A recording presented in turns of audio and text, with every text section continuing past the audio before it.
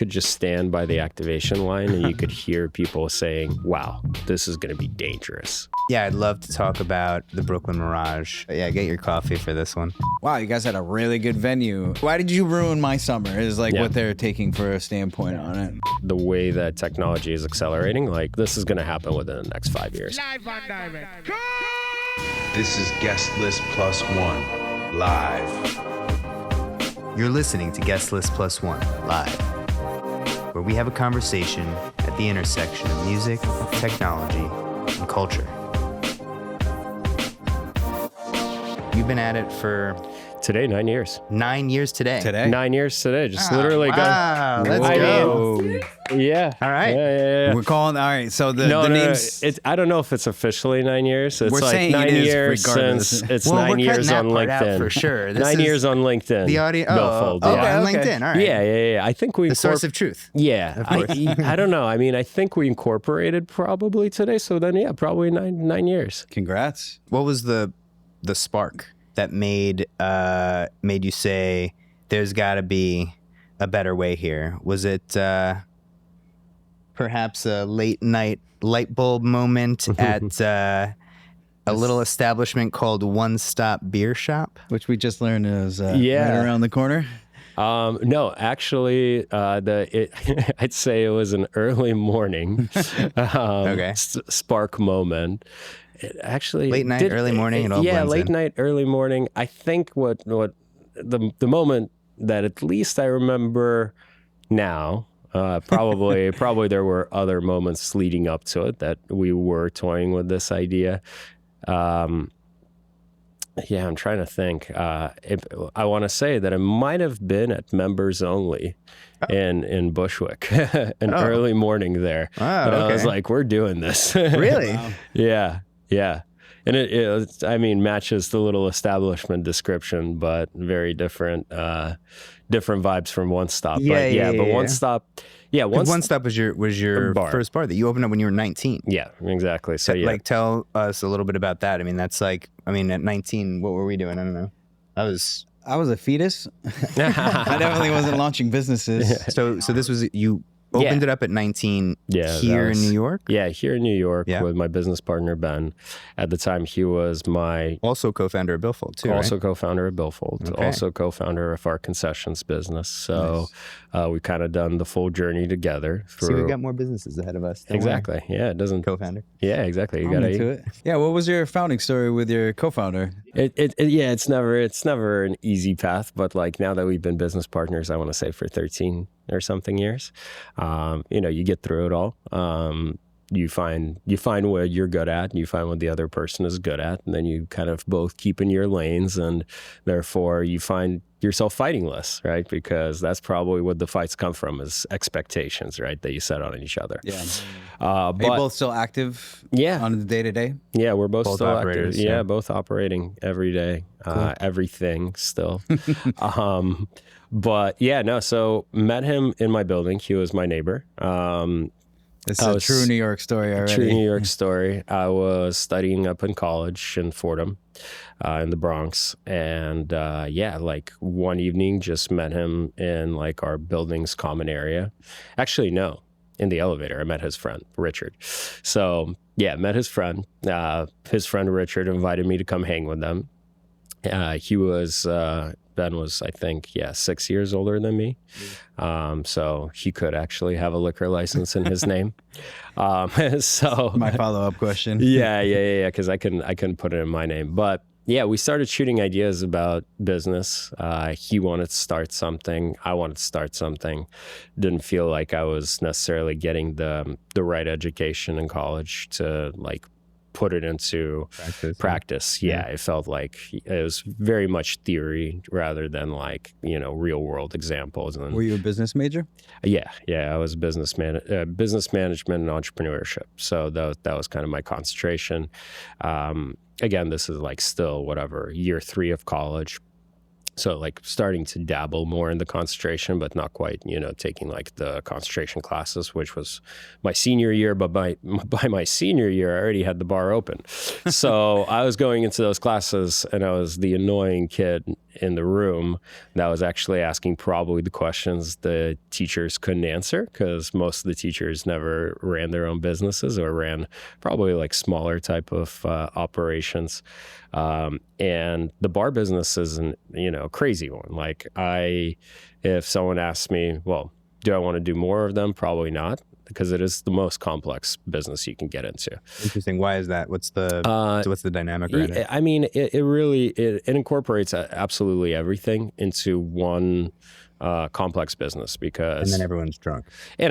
So you got Fun. You got All sales, operates you got finance, you got marketing, you got the marketing powered by technology, you got procurement, so working with Inventory, vendors. contract. You need to work with distributors. You have contracts and rental agreements with your Landlord. landlords, so that presents a number of problems. Then you got issues, insurance, you got issues with infrastructure, so pipes blow, electricity burns out, equipment screws up, people don't show up, people show up, Staffing. yeah, people show up drunk, and then also you got like, luckily One Stop was a pretty small spot, 74 capacity, but then still you got 74 drunk people in the venue. Right. I'm kind of laughing in my head because like One Stop, Venture One, 78 people, you say? 74, yeah. 74 people. Mirage. Yeah. What's the cap? Mirage 6,200. Well, just for Mirage, and then Yeah, Great Hall exactly. and You can add King's it Hall. up. Yeah, Great Hall is like under 4. King's Hall was like 1,200. But again, we were involved with the Mirage in 2015, which was a temporary venue. So That's where 99 Scott was, right? That was 99 Scott was the location. That was the one that we helped open. Cool. We ran all the food and beverage there. That was a very fun operation. Yeah, And can that you was walk us? Billfold. I was gonna say, was that Billfold? No, at it that was, time, or no, it it was- was still cash only at the time. Oh, really? Yeah. It was when we were transitioning to the permanent venue that we're like, we need a better solution. Okay, that fills in the gap. But can you walk us from 74 people to roughly 12,000? Yeah. So we opened up the bar. One Stop Beer Shop was really meant to be a growler store. It was meant to be a to-go beer spot. So refill your growler, head home. Yeah, and we were going to actually open up on the Lower East Side. We were going to open up a little grab-and-go beer window, sort of. That was the idea. But at that time, because this was what year? This is 2011. No, not 2011. 2012. Yeah, 2012. So that was right around when Lower East Side was like just a little bit before. Yeah, 2012. Yeah, That's when it was a great time to do that. Yeah.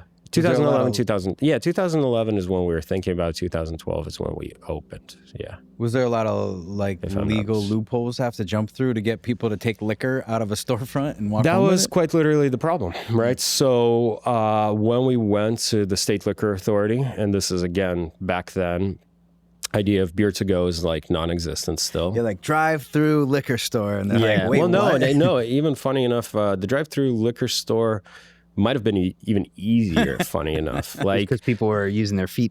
So the State Liquor Authority, the interesting thing about them, they understood the idea of buying a bottle of wine, not finishing it, and then walking out with the wine corked, right? Like that was an acceptable method for people to take out alcohol from an establishment.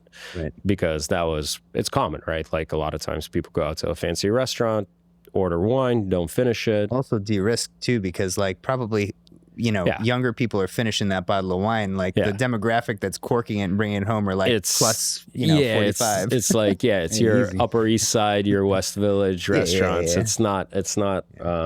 It's not young kids. So we go to the State Liquor Authority, to our liquor lawyer, and we say, hey, we want to do this thing. Yeah.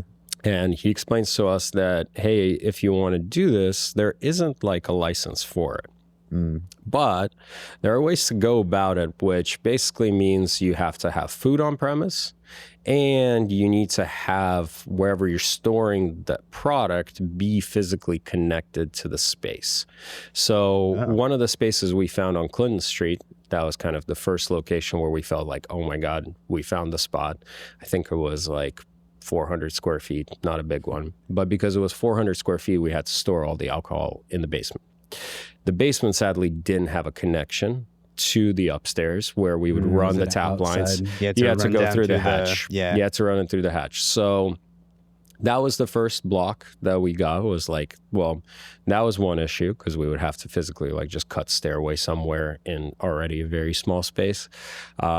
And then the other thing we had to do was we had to serve like sandwich, soup, and salad. So You you could just have like a perpetually cooking quesadilla on a grill. Yeah, in the corner. I mean, that's how everyone skirts around it. I think Isn't it like 15% of your revenue or something it's in not New York? about. I don't know if that's a good question. How they judge it, like on the back of it. Yeah. But you know, a ton of bars will skirt around the law and just store a sandwich in the fridge Yeah, and like sauced wine bar or whatever. Like they do those little yeah, It's for things. sale. And I'm like, do you want? what are you cooking up? And they're like, it's bread and cheese, but just on a yeah, on a Whatever. griddle. Anyway, here's the beer. Yeah, exactly. So anyway, so try to open up over there, realize that's not going to work, too complicated. Go out to Brooklyn, find another location that we actually really like. This is off the Montrose stop, so the area was nothing like what it is now, right? Totally, yeah. Now it's booming. Back then, yeah, I think you had Duck Duck was the only spot that was like there. Yeah, my buddy Sean lived over Yeah. in that area back Yeah, then. Duck Duck was there, but that spot was already starting to like pick up well. Yeah.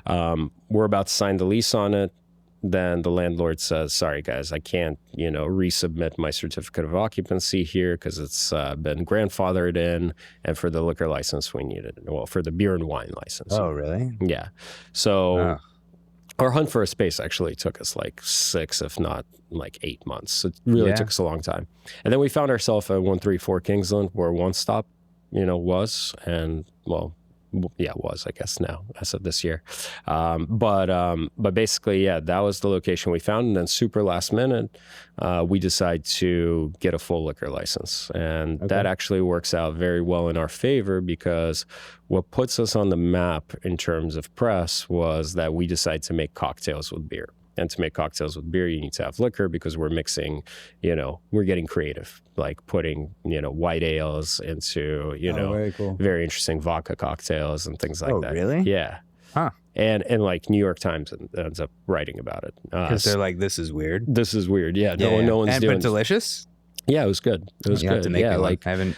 we would make I've never had a cocktail like that. Flavored, like infused teas with ciders, and that was really nice. Oh, that's cool. You very rarely see anything from the beer category get mixed with anything else. It's kind of seems sacrilegious in a way. Yeah, totally. And Only when you drop whiskey into a Guinness. yeah, there you go. Yeah, You know what I mean? yeah. We actually didn't do that. That was the one thing we didn't drop whiskeys into Guinnesses. We didn't do like the classic beer and shot stuff. So we get a full liquor license, and then about a year and a half into the business, our friends approach us with the idea of licensing their events and basically making their warehouse parties that were previously illegal fully licensed, so that way they could actually make money off of the bars. So like, then you become a mobile operation. Exactly, and that's kind of one of the stipulations by the state liquor authority is that you have to have a permanent location that pulls a temporary license for a specific special event. Right? Yeah. Okay. So they approach us with the idea. This was Brett and Tim from Bang On. So they're the ones who we were. Tim. Yep, exactly. Shout out. Yeah. Great elements this past weekend, by the way. Yeah, I heard it was huge. phenomenal. Huge. Yeah. Like, I mean, Big breakout year for them, right? I mean, it's been a big breakout year every year. I think the luck of the weather was just also super helpful. Yeah, it was super beautiful, helpful. right? Yeah. And all Billfold activated, obviously. Yeah, Billfold was everywhere. It was awesome. I Gotcha. actually went up for the Saturday. So anyway, they approached us to pull a license for their events, and we started working with them and doing all the Bang On shows. Originally licensing and then bartending ourselves. Then, slowly but surely we started staffing them. And then we just started to expand into more clients. And then the guys from City Fox came to us, said they're looking for partners to run their food and beverage. Nice. And that's kind of how we started off on the whole Mirage journey, is, doing the first show with them in 2013. And then, growing that into the temporary venue of 2015. And then having a very successful summer there. So were you a founding partner in that venture from the beginning on just the food and beverage side, or just you guys were a conglomerate of people? Yeah, like, let's do this? we were originally in 2015 partners on the food and beverage. Then for the 2017 iteration, we became full-on partners. Nice. But then we actually ended up exiting the partnership end of 2017 and stayed on back to kind of our previous structure. Gotcha. Yeah. Okay. Which, again, considering all things pandemic, was quite fortunate because, the guys had a rough time figuring out how to survive. Yeah, I mean, it's a hard business. I mean, all of us The were having burn a hard rate time. I was having a hard time with Billfold figuring out how to survive. If it was Totally. doing two things at once, like that would be just a nightmare. Yeah. I mean, it's a business like Mirage. I mean, I'm sure with Billfold, through having the opportunity to service that volume, right? Yeah. You probably, a lot of the product, similar to what we do with MuFi and like some of the bash events and stuff, like you're Just testing building on into yourself. the needs of like, you're really like doing this trial and error type of thing where you're putting something out. This doesn't work. All right, let's adjust it slightly, and then getting customer feedback, and you're doing it live pretty much. There's no staging anything. It's just like out in the wild. And we were, I mean, in 2017, this is kind of like the major acceleration of the product was the fact that we're on the ground running operations. So we're hands-on with the venue and with Billfold, and we were putting out 2 updates per week. So that was your production cycle? Yeah, our production cycle was release on Thursday, tested on the free. Literally no staging, just like, fuck it, we're going live. Yeah, That's great. pretty much. I mean, but you run both apps always on each device, so you can always roll back. Right. You roll it out on a Thursday, see what Test it works, through the what weekend. doesn't. Sometimes you have to roll back. Yeah. If something big happens, then you fix it on Friday and then get ready for Saturday. So it's like, That's kind of fun. it is fun, yeah. And dangerous, but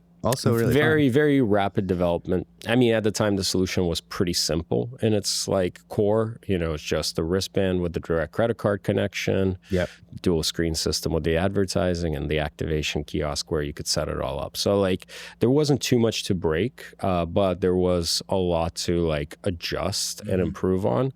I mean, we were, looking at minutiae because again, you have your whole team there.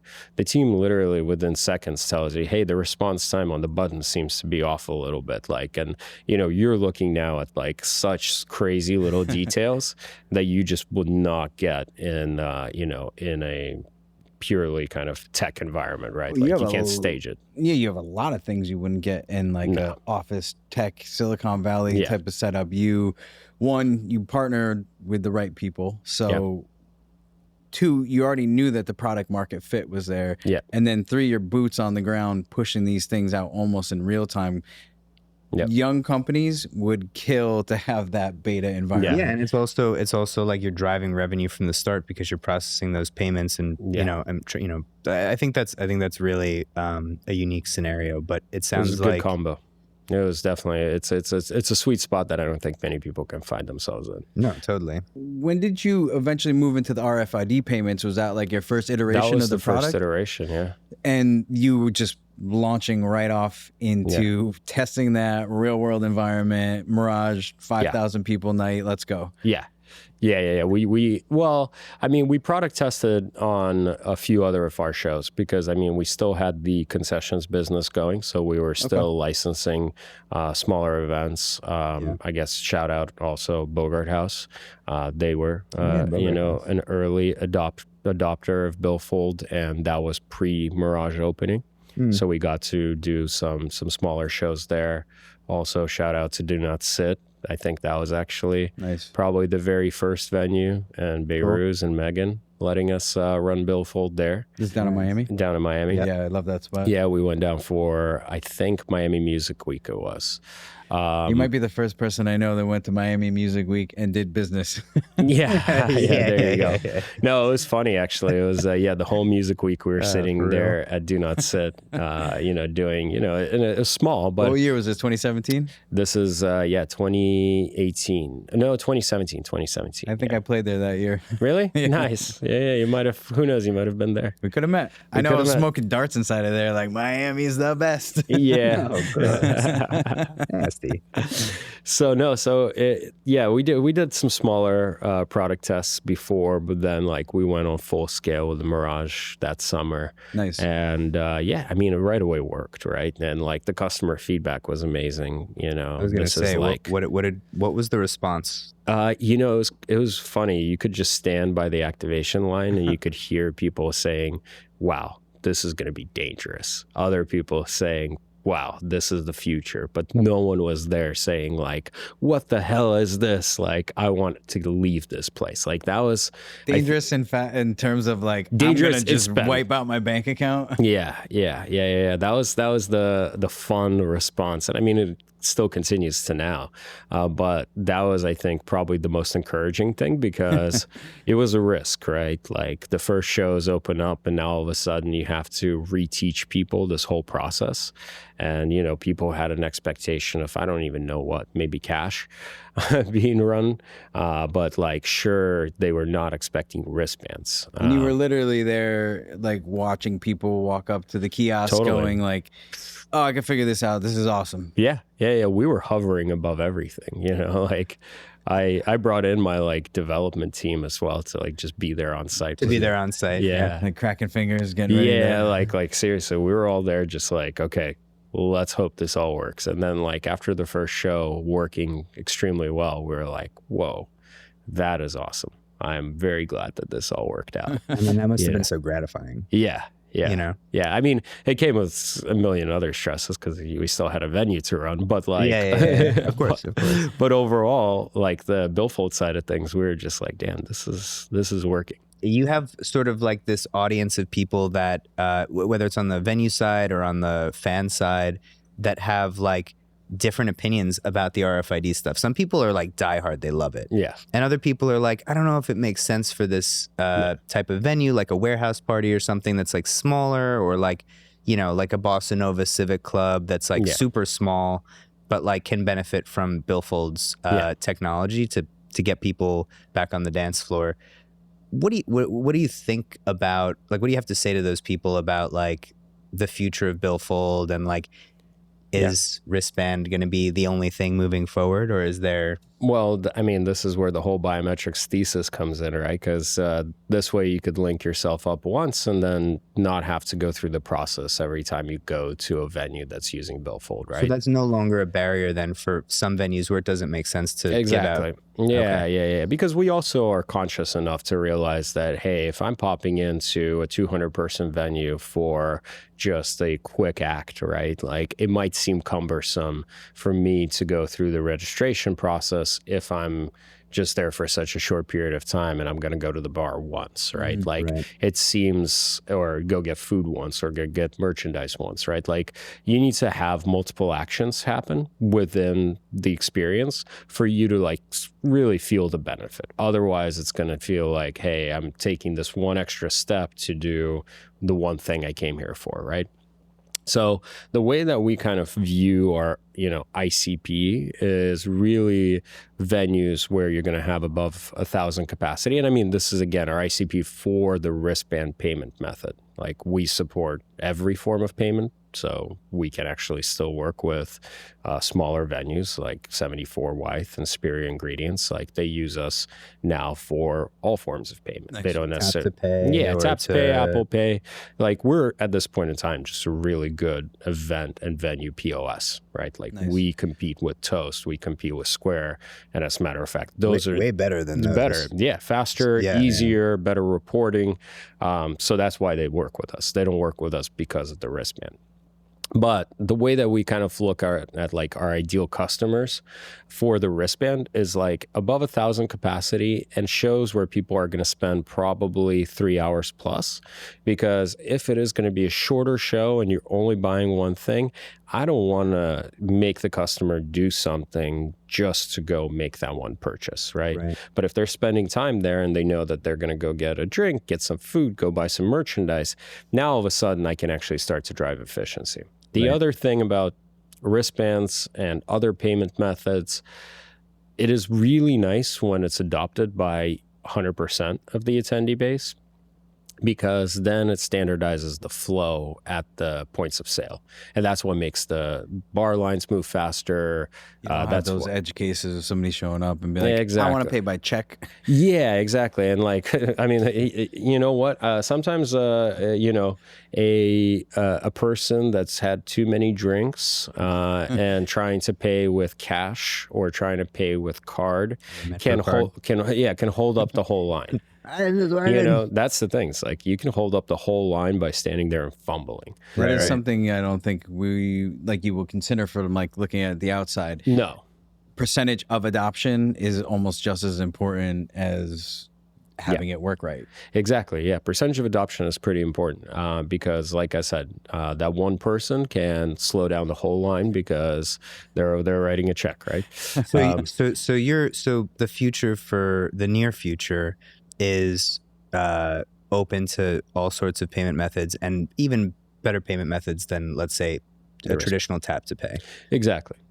I mean, like that's the reality. You heard it here first. Yeah, no, that's the reality. Interesting. So yeah, it's like, okay, so I really do like the idea of the choose your own adventure with, you know, or the customization. I'm all about, obviously, like at MuFi, like the things that we're doing together are very much about specified rewards and loyalty and like, not just, you know, having, not just optimizing the spend for brands on the DSP side of things, but also like allowing the fan to have, like, basically choose the experience that they want and customize it based on their preferences and their behaviors. Like, that is so important to, you know, what we're both trying to bring to the dance floor. Yeah. I mean, I'm very excited about the on-chain loyalty. I mean, that to me is like truly a breakthrough concept. Because, having kind of like that one-way loyalty of, hey, I got my, I don't know, Target points and I can only spend them at Target,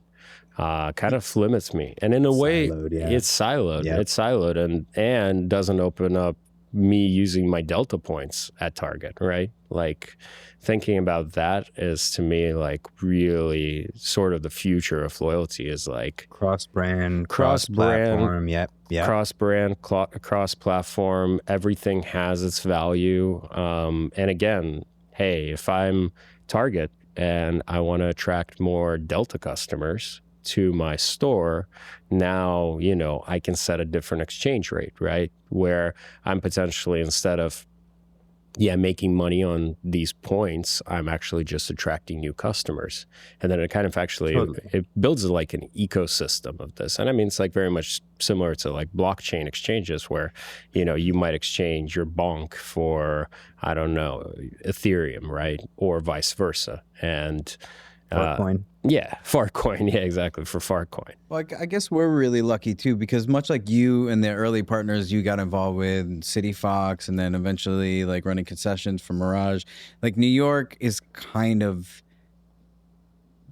this larger scale beta test, right? Right. You know these people, you know what their brands do, how their shows operate. So like, you know, I think meeting you and spending time with you, and obviously like our companies working together, Spencer, you know, like the people over at City Fox, and it's this great little beta test ecosystem. So it almost just makes perfect sense to say, oh, hey, like you went and, you know, you did spend your time last weekend at Good Room, and like you enjoyed your experience there, and you went and saw this artist, and we're able to see that and then reward them. Oh, hey, like you buying, you know, 5 beers a weekend at Mirage, like using Billfold, like all those experiences can get wrapped up into one. And I think one of my biggest gripes here in the city, whether I was playing, whether I was there as a fan, it felt really anonymized. I just felt anonymous when I would walk into these venues. Sure, the tech would work.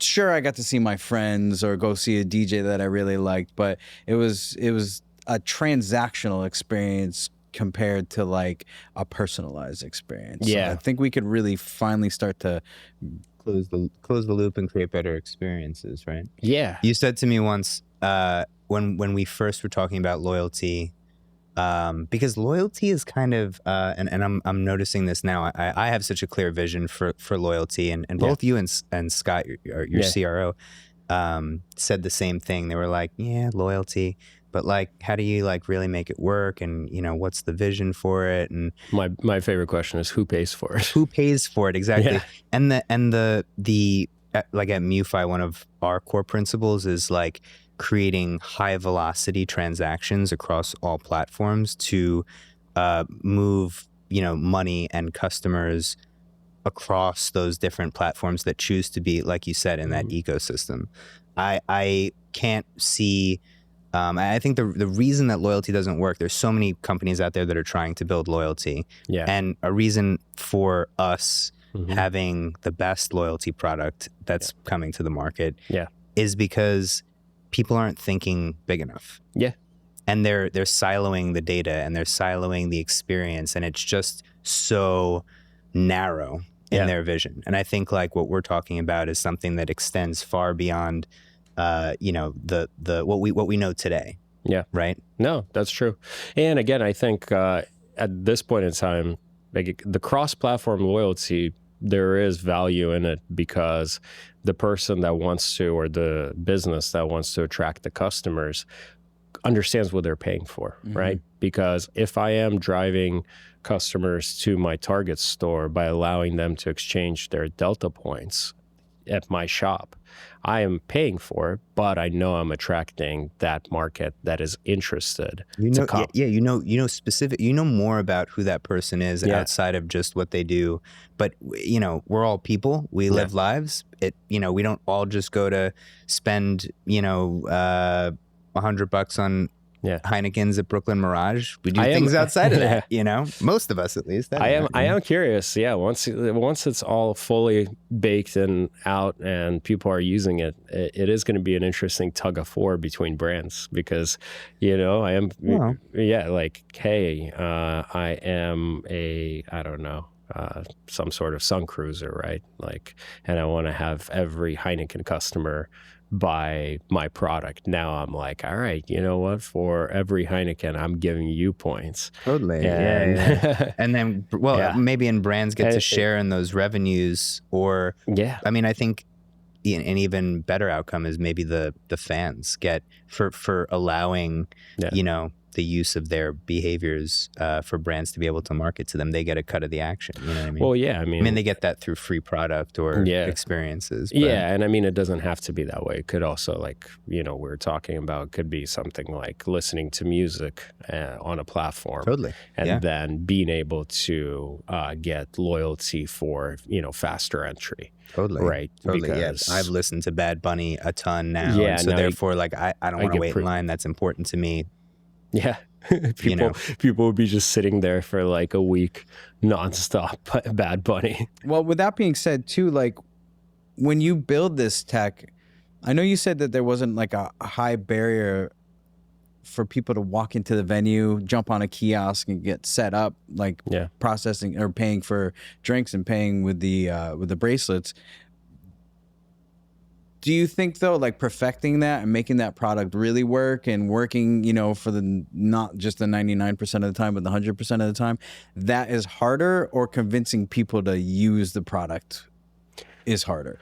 No, I honestly think convincing people is not too difficult at all.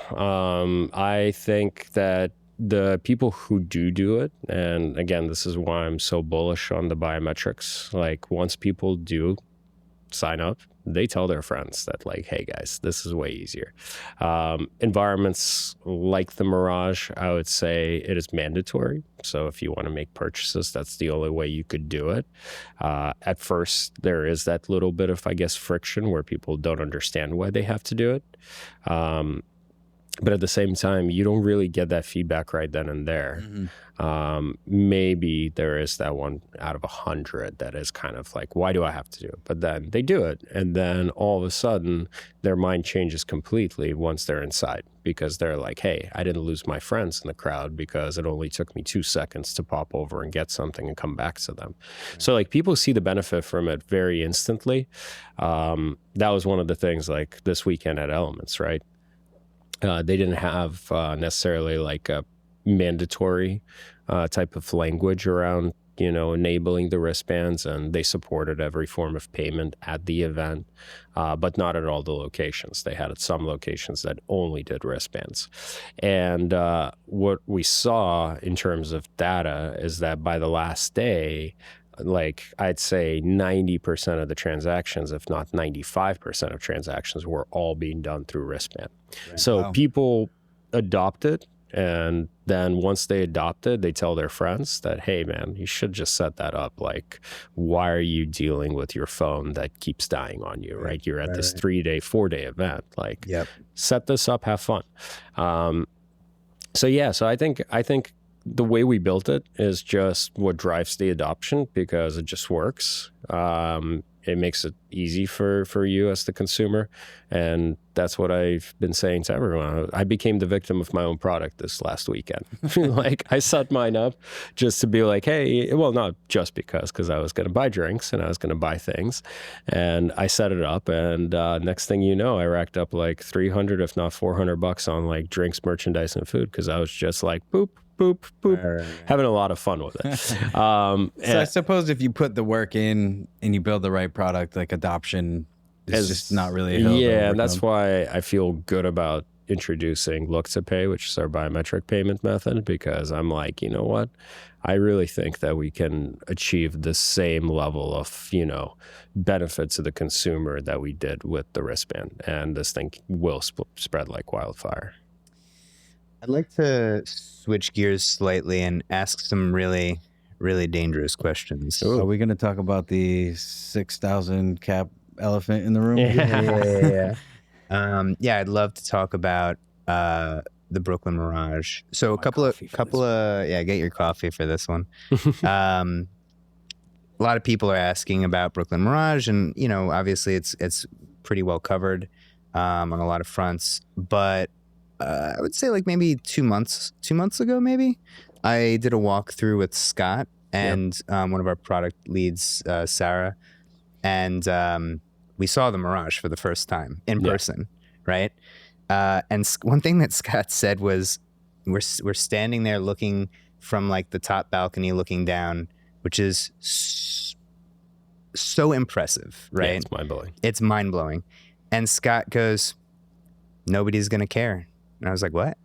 He's like, as soon as people walk in this venue, all of the bullshit around it, all of the stuff, they're just going to forget like that, because this venue is so impressive. Yeah. It's so insane. Yeah. Like, tell me about that. Tell me about the piece of Mirage that is like, or the story of this like reopening. Yeah.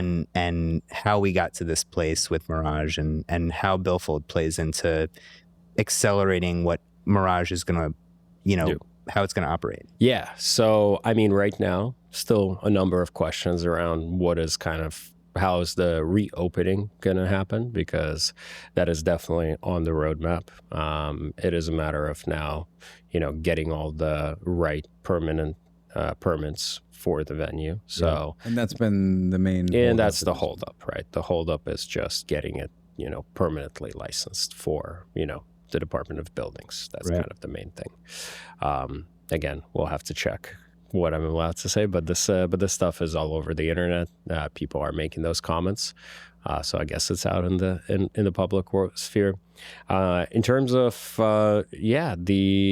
the construction, the actual product, it turned out mind-blowing. Like, it is kind of crazy that they managed to build it so fast. Like, you saw the ex-CEO posting videos of himself still in the middle of a construction site. Well, within a week, that construction site was a finished venue. Like, that was no joke. Like, crews working 24 hours, the staff like everyone just committed to getting this project done. And I mean, that's honestly the sad part, because it is the people who work their asses off that are now kind of coming across all the hate on the internet right now. And it feels probably very hurtful to them, because the goal was not to screw the fans, right? Like, I don't think anyone was sitting there and nefariously saying, hey, let's just blow a bunch of money on this, but then not open. Like, it's kind of like, you see people that bring a lot of hate into the commentary, and you're like, guys, what do you think this is? Like, a lot of keyboard warriors that are keyboard warriors, and Yeah. like,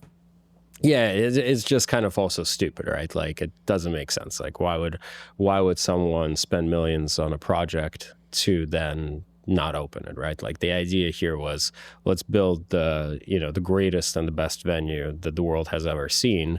And it's a case of misguided love. I mean, I think people love the venue so much, love basing their summer activities, what they do, who they're going to go see around Mirage. And I think that was... I mean, obviously, like, people did buy tickets, and obviously people did buy, were excited to see the shows, and some people might have bought flights. And exactly. Like, I mean, that's all fully understandable, and I see that perspective 100%. But like, to think that this was done somehow to screw them is the part that I'm kind of arguing against. I'm just saying, like, no one there in that team or any of the people involved with the project were like somehow trying to screw them or fake them out their of livelihoods too. I mean, 100%. I mean, it's thousands of people that are suffering now. And people don't get into the music industry to make a ton of money. They do it because they love it. Right? Yeah, exactly. Everyone. I want to get rich. Yeah. What should I do? I know. I'll be a DJ. Yeah, exactly. I'll work in the live events. Yeah, exactly. I'll do production or It's like, no, these people really care about delivering a show and an experience. So, I mean, it was, I think, a miscalculation, honestly, on the fact that the venue has operated as a temporary venue for many years, by, again, the concept and by the project of the new venue. It was still, technically temporary from the way that it was built. But it didn't come across as that, and I think that's where and that's the friction point. It's like, these are materials that are used in Europe to build temporary, massive structures. Because people don't know that. I don't think a lot of people know that Mirage was built and assembled in like Switzerland or something. Yeah, exactly. It was all built offsite. Yeah, it was built offsite and then reassembled here. I mean that that's as temporary as it can get, right? Well, that's a standardized process in Europe. It is a standardized process for your major stages, or really like anything that is built for huge festivals. Like, this is like true major festival construction type process, right? That people that the building departments in Europe are familiar with and are not familiar with here. And there are high standards there, so it's not like it's a janky structure. It's like, no, I mean, and that's is there a shelf life though? Is that what we were kind of getting to the end to, or is it like strictly on the permitting side? Hey, strictly on the permitting side. I think it's also more durable, is what Scott was saying. Way more durable. Like the previous Mirage was made out of like actual staging and like pipes and like plywood, but that's been treated. This is like stronger than steel. I mean, this is basically kind of similar stuff to what you have here, and that wooden beam, but but again, this is like the wooden beams there were compressed wood that's stronger than steel, just has like fireproof and all that stuff, everything. As a matter of fact, there is a probably like a 6-story building on Aurora. Do you know what street Aurora is on? Is that Wythe? Oh, Aurora, yeah. I think it might be Wythe. On Grand and Wythe. Wythe, right? Yeah. Pretty sure it's Wythe. So anyway, it is, on the corner there, so you have the Aurora building. Oh, and then Planta, that now closed. Yeah. That whole building is built out of the same material as the Mirage is. Oh, really? Yeah. Yeah. And even though it's got a brick facade, this is the funny thing, because I lived not too far from there and I watched them build it.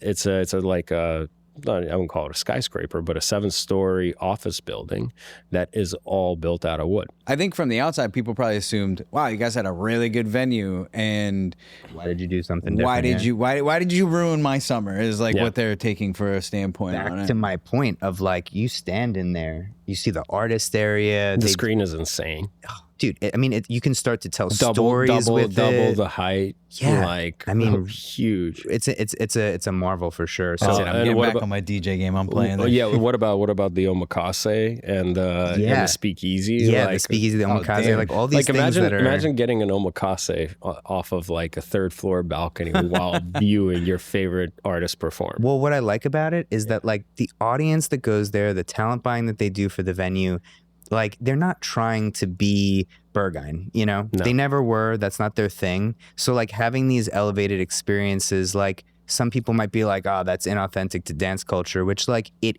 is for a Denny Tenaglia show maybe, but it's not like, or like some, you know, Berlin, you know, techno or something. It's not, they're not trying to be basement. They're not trying to be Berghain. They're trying to be what they are, authentic to themselves. So I think they really crushed it. I think that also fans feel burned, right? Yeah. And loyalty and giving back to the community for Brooklyn Mirage is going to be a big part of that. So with MuFi and Billfold's loyalty program, what are some of the things that you can see that we might be able to do for those fans to make them feel more welcomed?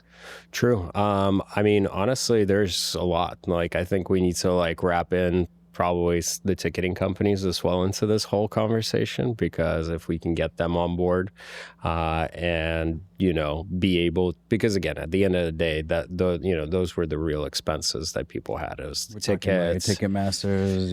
No, the Dice, really. I mean, it was Dice was the company that, you know, so getting them involved into this, because like, really that's going to be the number one way.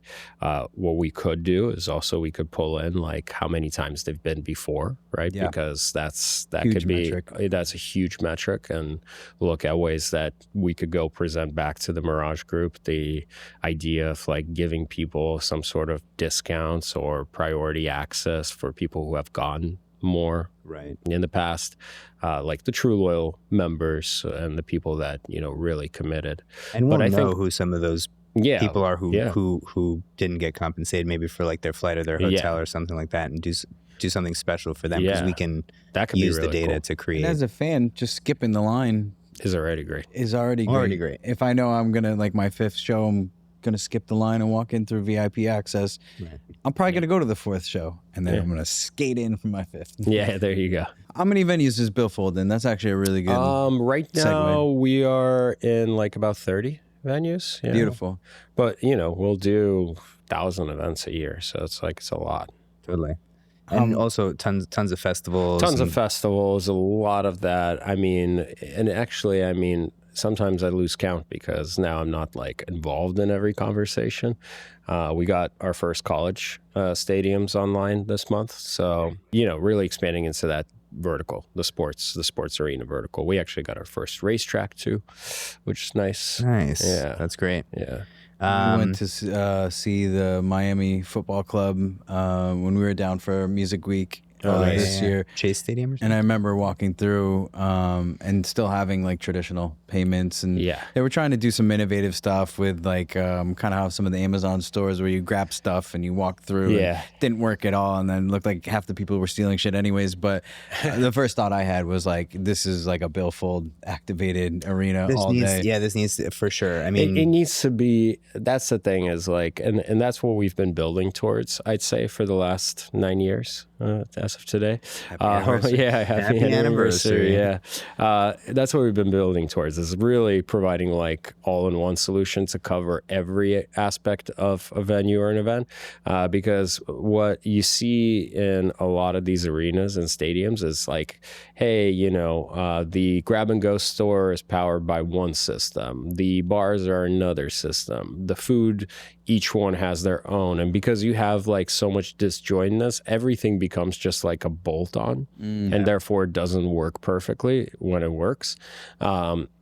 So our idea was like, let's build out a system that can like go into each one of these spaces and do the soup to nuts, you know, of that, that transactional experience. Yeah, I mean, and that's great. Like that level of abstraction becomes like the key driver for, for everyone having a better experience. I mean, it trickles down to the fan, right? Because if the venue's doing less shit, then it's all for the fan, right? Like, because then the fan isn't like, you know, using one system at the grab and go and then another system at the bar, right? Like it's all part of one. It's a B2B2C business, exactly. Really. It is.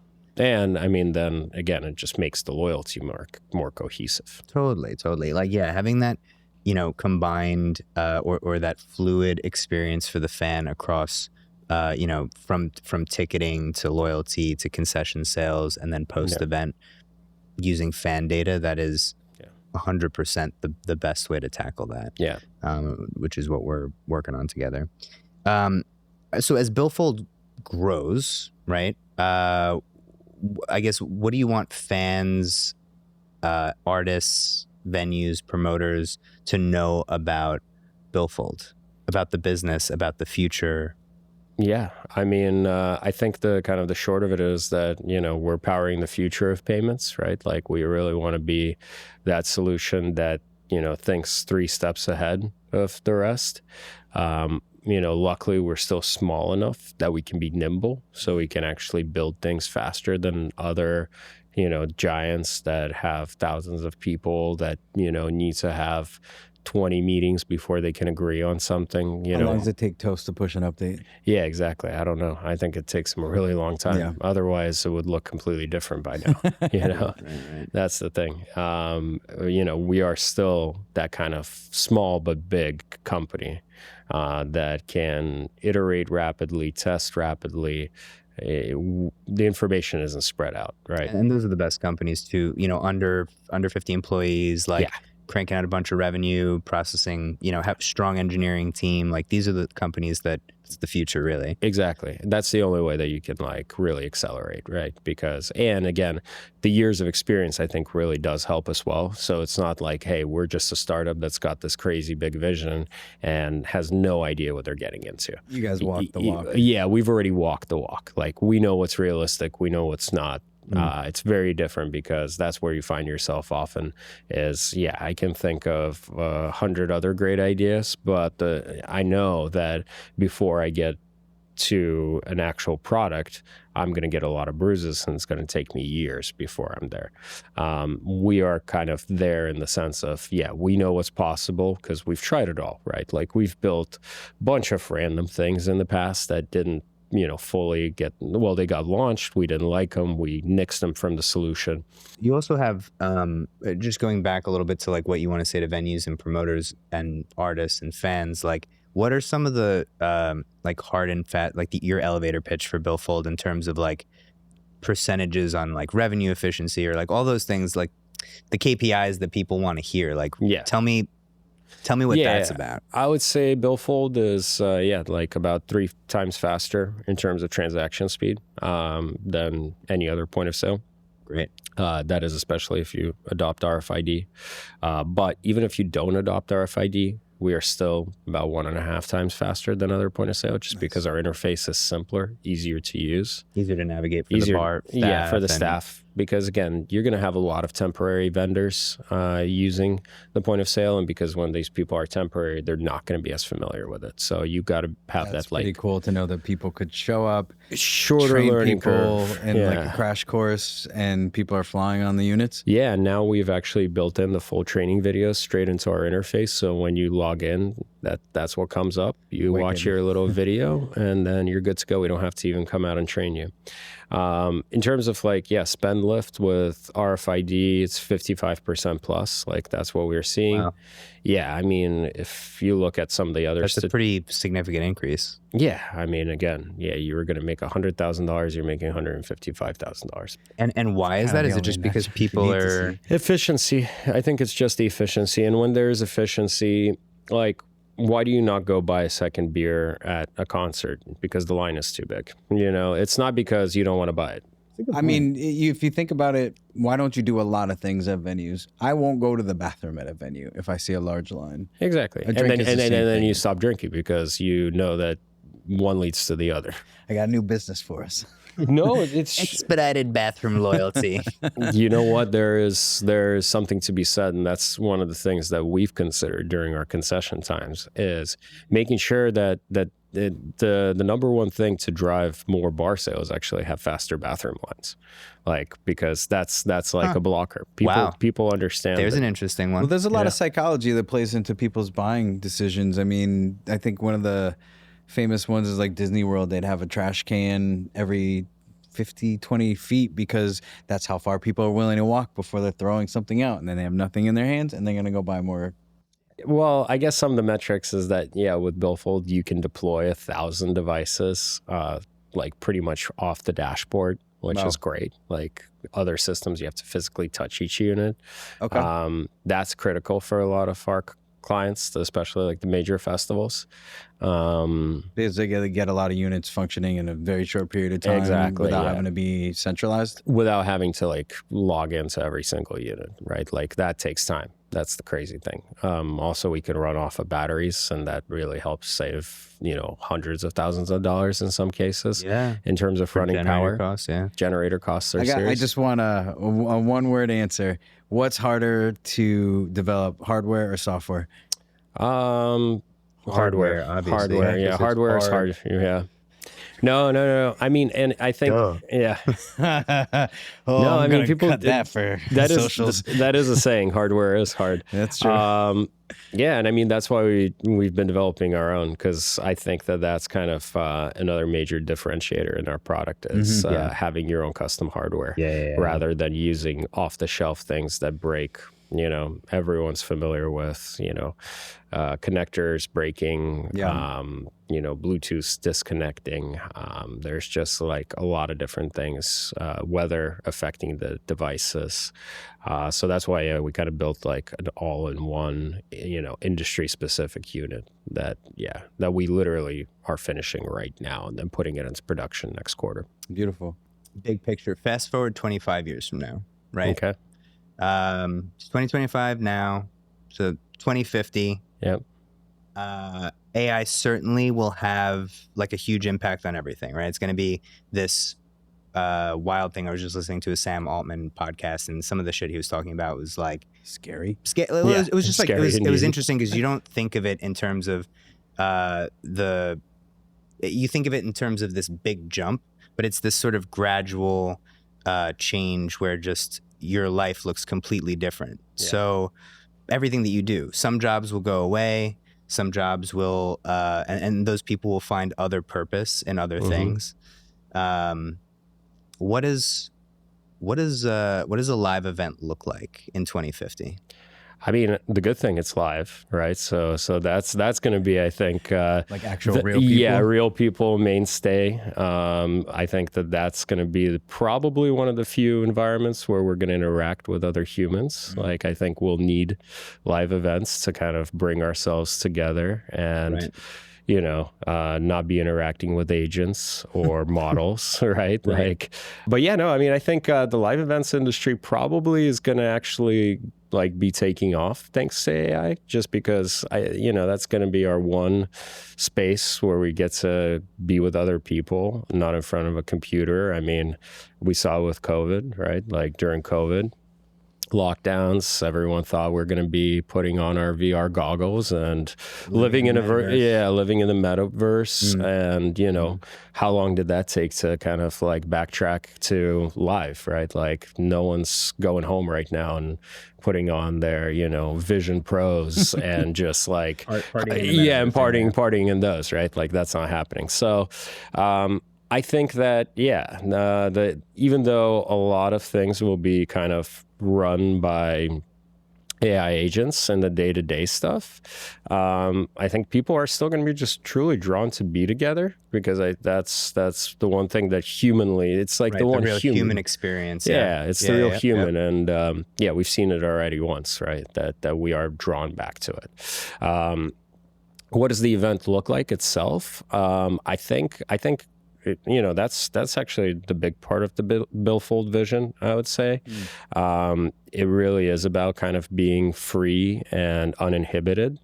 The wristband has always been in my mind like part of that solution originally, as being kind of like present, not distracted by, well, first of all, spending, but then also like distracted by mobile devices with the introduction of Apple Pay. Because you're physically not touching your phone at that Exactly. point. I mean, and there are other features that you're coming out with. Exactly. And that's what I'm getting at. Like, I think, that was the idea originally, right? Like, I felt like every event that I went to that used wristbands, because we were not the first ones to invent the wristband payment idea, but I've always felt like I had a better time because I was just in the event. If I wanted something, I could quickly get it, and then I could return to my group of friends or to an artist I wanted to see.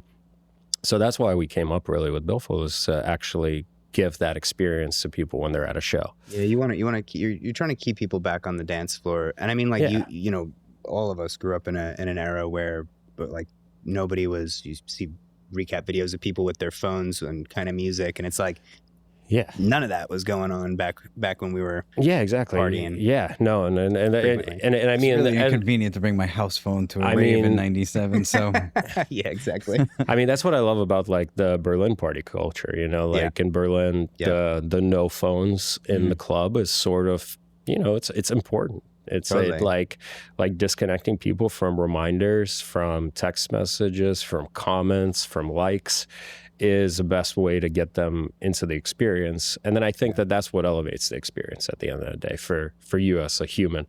So that's why now we're moving to biometrics, because we really do feel like, giving you another way to disconnect. Wristbands don't work. Biometric is in like you can go up to the unit itself and it'll like recognize you, and then you can pay with it. I mean, and it's recognizing you for the purpose of payment. If you opt in for other things, we could probably start doing that.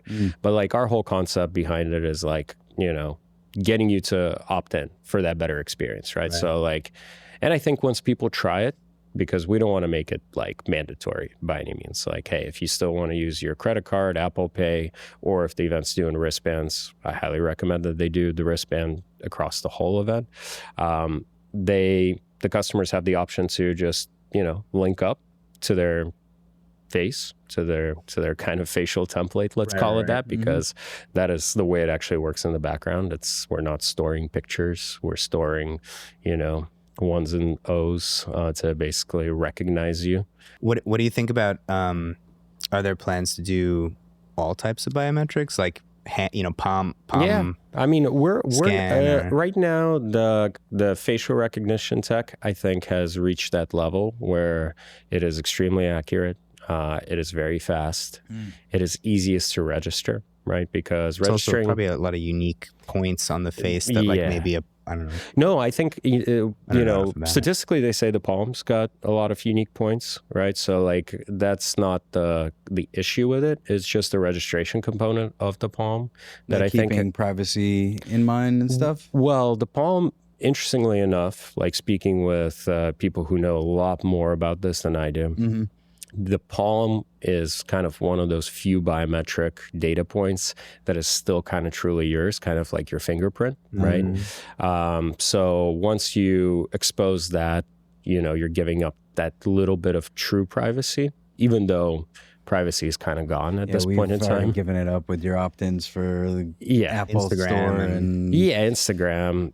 Like that to me is like the basically number one. Anytime you go on the internet. Anytime you go on the internet, your privacy is already gone, today. right? Like it doesn't exist anymore. So we get questions about privacy, and the palm is still somewhat private. Like, at this point in time, I think Amazon might have your palms, but really other than that, if you signed up for it, that is kind of still yours, right?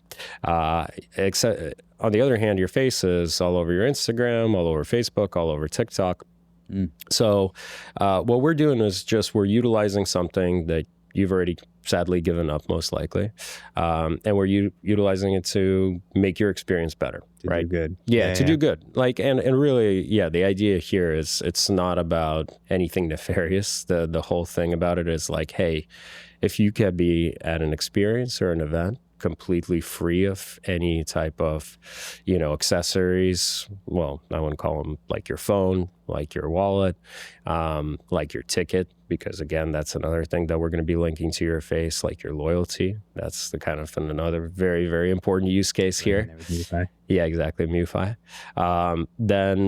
Then yeah, you can really have a great time. Like you really then are there to have a good time, kind of disconnect, be with the people that you want to be with, listen to the music you want to listen to, and probably go home with just a more positive experience. I mean, it's like ironic using such, incredible technology, using AI, which is just this, it's all the way up here in terms of its like capabilities, using that to have a more analog experience IRL, which is like, just, I love that. I love that is the purpose of it. Have you found that with looking at using biometric data or capturing people's personal information, because like this isn't the airport, right? This isn't TSA. When you walk into TSA, you're like, why are you looking at my balls through an x-ray? Like, why do you have to stare at my face and take a picture of it? That feels invasive. But do you find that there's a lot more acceptance of it when people are like, I'm coming here to party, take my face, take my palm, Is it easier? I think the acceptance of it will come from the fact that, first of all, you're just going to have an easier experience. So like I said, the goal here isn't to get everyone to sign up or force them to sign up. The goal here is to get some of the people who are going to be, I guess, the leaders in this experience to do it. And then once, I see Spencer buy me a drink by just looking and paying, then trust me, I'll jump on it. It's going to catch like wildfire. You're like, if that guy's face can get a drink. Yeah, exactly. Why can't I? Or if you can just like walk right in, right? Into the venue, right? And I still have to stand in line and pull out my QR code on my nearly dying phone. That's probably another issue that we're going to be helping solve. And they're probably like thought of sort of consequences, or not consequences, benefits. But benefits. Yeah, exactly. That will come out of biometrics, like probably enhanced security, being able to, like have safer events, being able to have, and the model, right, is that by streamlining every single process that relates to payments and access and this and that, you're able to also then help the venues earn more revenue, which allows them to do, give back to the fans, and like, it sort of helps the whole economy. Yeah, I think it does. It does. But I guess going back to like the 2020 or 2050, right? Like, I guess the experience I would compare it most to is like Burning Man. Like that's one of the things that I've always enjoyed my experience at Burning Man for, is like the absolute freedom, right? Because it isn't transactional.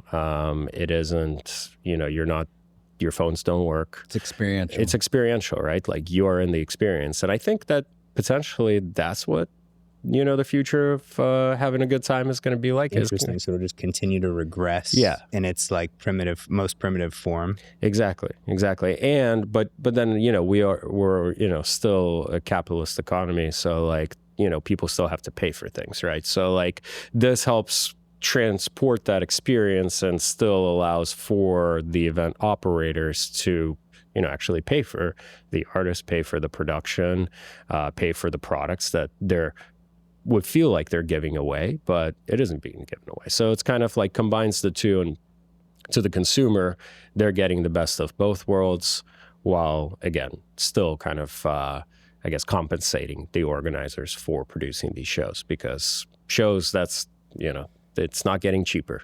No. There is overhead. So we were trying to gamify what your answer would be for that 25-year out timeline of what events look like. And it was either going to be this dystopian, like you said, in your sweatpants, in VR goggles, like dancing in your living room. Connecting to people. But you're right. We lived through it with COVID. It wasn't really the most successful outcome, especially. Yeah, history repeats itself. I mean, especially if COVID was any, Yeah, well, nightclubs, like that is connection. You know what I mean? You don't voluntarily go into a dark, hot, really loud room, because you don't like the experience of being around these people. It's like like it for that experience. So that it was either that dystopian view of it or this more analog view, which you seem to be, embodying with your ideas of what it's going to look like 25 years out. If we rewind a little bit, like, what does it look like maybe in a shorter timeline horizon, like 5 years? Like, what do you think kind of the next thing is, at least from like payments or just the experience? Yeah, how do we get from where we are now to that sort of 25-year out? I don't know. I think it's all going to happen truly in the next 5 years. 25 years from now, I guess maybe we might not even have phones. The landscape could be so wildly exactly. Like different. I think this is all happening like within the next 5 year time frame. Just to be on honest, such an accelerated time frame. It is. I mean, I think the way that technology is accelerating, like this is going to happen within the next 5 years. I think it's more of a question is like the adoption, right? Like, is the adoption going to take 5 years, or is it going to take 25 years? I honestly think that the adoption might even take shorter amount of time, like 3 years. Can I ask you a question about, do you mind if I ask you a question about Stas? Yeah. All right. So I had a really great founder. I met with a founder, seasoned guy, started two really very popular platforms that you probably know of. We had lunch and he was saying, you gotta just be like the best founders out there. You have to be genuinely passionate about whatever you're building. Otherwise, at some point, you'll just burn out. And like, really, the best products come out of people who want that product in the world. They almost don't, like, if you gave them the option of like, you can have this product out in the world in a perfect way, and make no money, or like limited money, or you can make a ton of money but you don't give a shit about the product, they would always choose to have this, care about. Exactly. So why is Stas and why the Billfold team, passionate? Why you? No, well, that is truly because the team does really love the events industry. Like, I think everyone on the team is passionate about music, passionate about social gatherings, really wants to see something out there that makes those experiences better. And I mean, like what I said earlier about, my passion for attending things like Burning Man, right? Like, I love the freedom of it all, and replicating that into a more transactional environment, because I know that these things cost a lot of money to do. People need to make it. Kind of combination of that perfect vision is something that I've been kind of really going after for the last 9 years, which is crazy to say that it took this long to become a reality, right? Like, and it, again, lots of iterations, lots of kind of baby steps across multiple different things, like hardware, like back-end software, front-end software, like operations team. It's like there's just, you kind of make a few steps here, then you catch up here, then you catch up here, and it's this kind of like chess game that you're playing every day. And then seeing it all come together is sort of like that one thing that, you kind of get fixated on. And that's probably what I'm fixated on, is like, Are you a natural problem solver? Yeah, I love problem solving. I think that's like, my wife always gives me her Tangled jewelry and she's like, hey, untangle it for me, because I like doing that kind of stuff. And I mean, that's just a random funny example, but that is true. Like, that is us in a nutshell too. Yeah. I like doing those kind of like random, problem solving things. But here I get to solve them on like a different kind of scale. I like talking with customers, right? Like, so hearing their feedback, hearing their thoughts about how to solve the problem, then potentially challenging it, then kind of together iterating on, what from their idea works, what is feasible in the real world, well, with our product or the real world, and then sort of coming up with those solutions together. I think it's just an exciting process. And then, once you nail it, you're like, hey, this is it. It's kind of like, even our work together, it is still iterative. It is still like, you kind of, okay, you tweak this, you make this better, but then you land yourself at that perfect idea that actually, oh my God, this actually works, right? So, yeah, so that's me, I guess, in a nutshell. Is I really do like problem solving. And I get, honestly, like for the sake of, whatever I do, I get fixated on that one thing. Like I don't like to spread myself thin and be running around, hey, I got all these other great ideas. Like I'm good at kind of putting those aside and knowing that, hey, if I have time sometime in the future, I could get to it. Compartmentalizing. But at this point in time, like this is my focus, because that's the one thing that I've learned through like my entrepreneurial journey so far, is that like anything that you don't commit all your time to, you're never gonna like get it properly off the ground. And yeah, I've had a few of those projects too, which again, I was just kind of doing it on the side. But those never went anywhere. And then the things that I just stuck to, and just regardless of every punch, regardless of every, failure, you just keep going. That's how you like actually bring it to life. Otherwise it just will never come alive. It's inspiring. Stas, super inspiring. Cool. Thank you literally so much for being on this podcast. Yeah, thank you. I mean, like, what do you like? Who is this guy? He's great. Honestly, like I learned a lot. Like reading up on your story before we sat down today. Like we kind of been working in proximity, but not knowing each other for a little while now. Yeah. So it was a pleasure. But before we wrap it up, I actually do want to run one more segment. We like doing a rapid fire thing. It makes people really shoot from the hip. Okay, let's see. Give your instant response to things, and I think it gives like our audience a little bit better understanding of really who you are and like how you've got to where you are today. So, rapid fire. Are you ready? Yeah. All right. Sure. Rapid fire question 1. Hopefully I don't stumble. If you do, we can fix it in post, baby. All right. Exactly. Perfect. What was the first concert you ever attended? Damian Marley. Oh, wow. Yeah. That's a great one. We might be slower than you on these. Yeah. Shocked. Yeah, well, you know what? Also, like that one's a great one, because you can like hack into anything, because that's like one of your common questions for passwords. Yeah. What is the first concert you ever attended? I'm just basically trying to get into your bank account. Damian Marley. Yeah. What's your mother's maiden name? What is your social security number? Last 4 of your social. List of your fears. See, if we only use your face to get into your bank account, we'd be all set. Yeah, there you go. You should be using face. All right, biggest lesson you learned the hard way? Good question. I really don't have. The answer is your wife is always right. Yeah, exactly. Yeah, my wife's always right. All right. You know what? I guess I don't have a good answer for that one. Okay. Is that okay? Fair enough. Yeah. It's good if it's not rapid, then then how about this one? What most fulfilling moment for you in the past 5 years? I don't know. See my grandmother. Oh, that's beautiful. That's beautiful. Yeah. What's your favorite festival?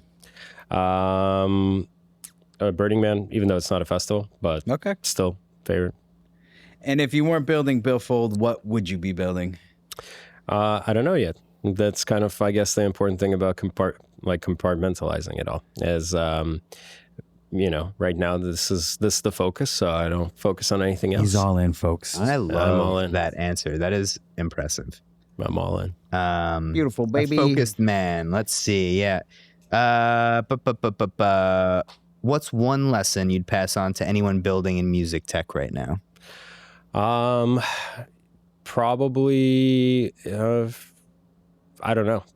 Don't do hardware, but do hardware. It's a two kind of contradictory answer in a sense, because if you're building something that's purely software, AI could probably build it pretty damn fast.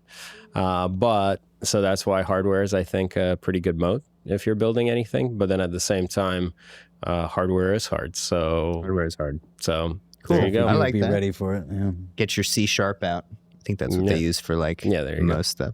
Yeah. I don't know. My limited knowledge. C++. C#. We're in a studio. It's easy to get confused. Yeah. F flat.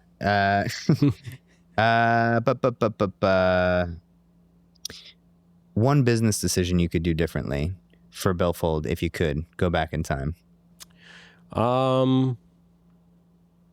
Raise more money, maybe. Raise more money? Yeah, probably raise back more in money. The early days, yeah. Yeah, back in the early days. I got the last one. It's a softball. What's your favorite ice cream flavor? chocolate chip. There we go. There you go. Definitive. Yeah, you know what? Like the definitive answers, those are the easy ones. All right. Well, thank you, Stas, so much, guys. really, for being here. And I guess we'll. Thank you. Yeah, Yeah, cool. I mean, everything that you were saying today is so. It was just fun to have you as our guest and us to be guests on your journey. Yeah, well, appreciate you guys having me. Like, this is cool. Yeah, I enjoyed the whole time. Well, I mean, we do this so we can speak to our fans. Yeah, and exactly. Like, this is you know, just to try to enact the change that we want to see in like the music industry and live event space. You're already doing that. You've been doing that. So this conversation was almost like a selfish one for us to be able to sit and talk with you and pick your brain a little bit. So we're grateful, and the conversation was awesome.